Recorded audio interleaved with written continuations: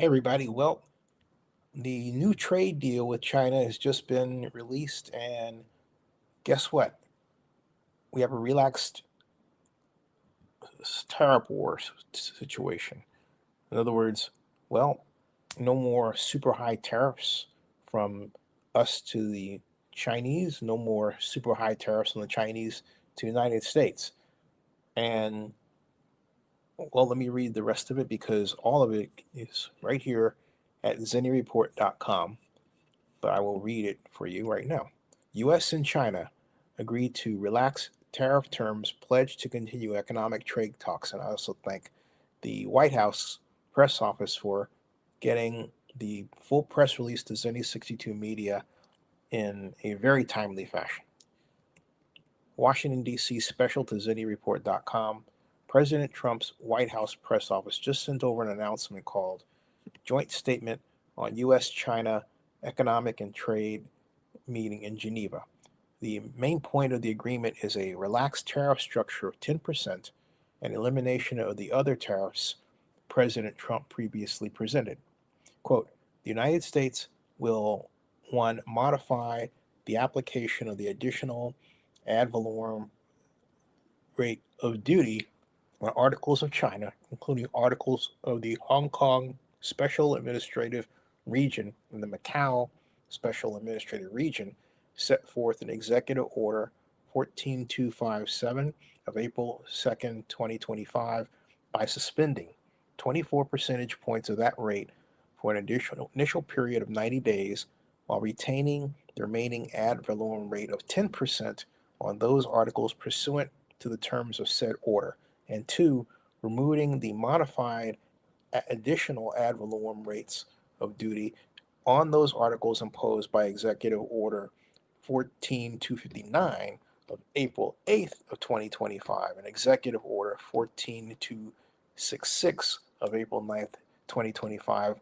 Trump's press release reads, for its part, China agrees, and so the press release reads, China will, one, modify accordingly the application of the additional ad valorem rate of duty on articles of the United States set forth in an announcement of the Customs Tariff Commission of the State Council number 4 of 2025 by suspending 24 percentage points of that rate for an additional 90 days, and while retaining the remaining additional ad valorem rate of 10% on those articles and removing the modified additional ad valorem rates of duty on those articles imposed by announcement of the Customs Tariff Commission of the State Council number 5 of 2025 and announcement of the Customs Tariff Commission of the State Council number 6 of 2025, and two, adopt all necessary administrative measures to suspend or remove the non-tariff countermeasures taken against the United States since April 2nd of 2025. Quote, the press release continues to read this. While taking the aforementioned actions, the parties will establish a mechanism to continue discussions about economic and trade relations. Their representative from the Chinese side for these discussions will be He Lifeng, Vice Premier of the State Council, and the representatives from the U.S. side will be Scott Bensett, Secretary of the Treasury, and Jameson Greer, United States Trade Representative. These discussions may be conducted alternatively alternately in China and the United States or a third country upon agreement of the parties. As required, the two sides may conduct working level consultations on relevant economic and trade issues.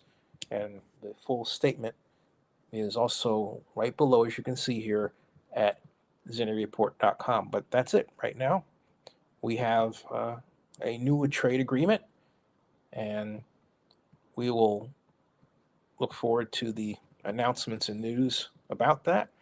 And my feeling on this whole matter is that if President Trump wants to bring manufacturing back to the United States, the best way to do it is through a subsidy program that first helps manufacturing businesses in the United States expand and then offers the same subsidy program to firms that have operations around the world, that they will come back if they agree to close down their operations there and establish operations here as much as they can.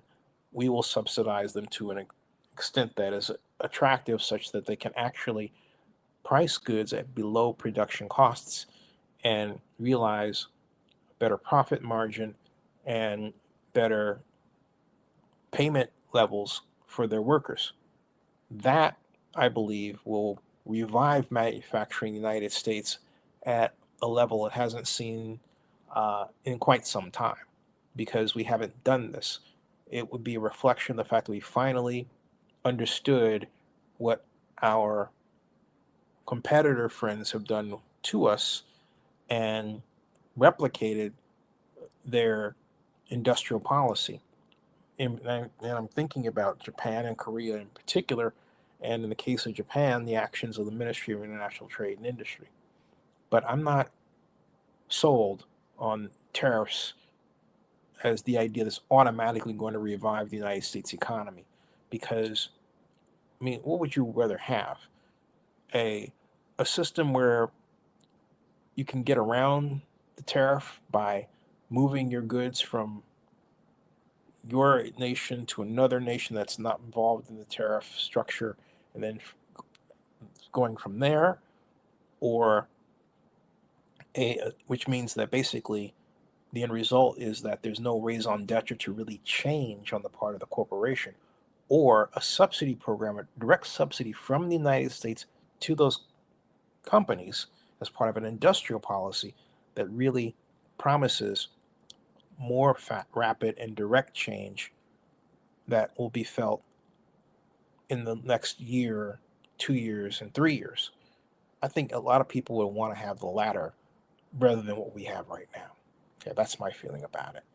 And it's also based on the findings of my 1987 Berkeley thesis called A Theory of Decline, the American Institution, the World Economy. All right, so there's the news, folks, and I'll talk to you later. Thanks. Please subscribe to Zenny62 on YouTube, the vlog report with Zenny62, and bookmark zenny report.com.